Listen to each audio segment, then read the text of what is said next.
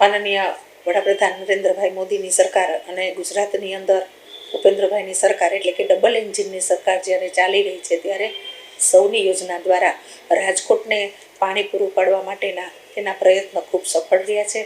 રાજકોટની અંદર પાણી દરેક પબ્લિકને મળતું રહે તેના માટે થઈને ભાદર અને ન્યારીમાંથી આ પાણીનો સ્ત્રોત આપણને સમયાંતરે મળતો રહે છે.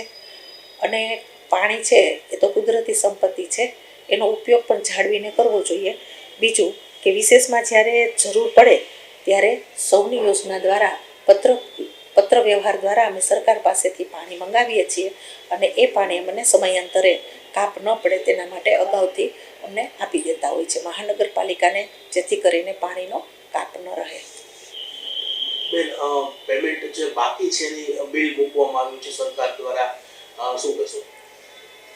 આમ જોઈએ તો રાજકોટ મ્યુનિસિપલ કોર્પોરેશનની આવક જોઈએ તો તેને વેરા વસૂલાત પાસેથી આવક મળતી હોય છે, જે આવક આપણા રાજકોટના વિકાસ પૂરતી સીમિત હોય છે.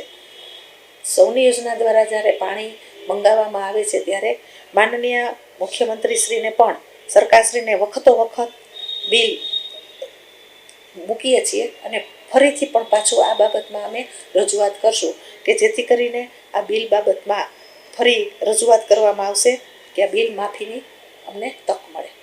13,000 કરોડ ઉપરનું જે બિલ છે તે બિલ માફી માટેના અમે પ્રયાસ કરીશું કે જેથી કરીને કોર્પોરેશનની મર્યાદિત આવકની અંદર આ વિકાસના પણ કામ થઈ શકે અને સારો એવો ડેવલપમેન્ટ રાજકોટનો આ બાબતમાં થઈ શકે. તેના માટે પુનઃ વિચારણા કરી અને મુખ્યમંત્રીશ્રીને પત્ર પાઠવશું.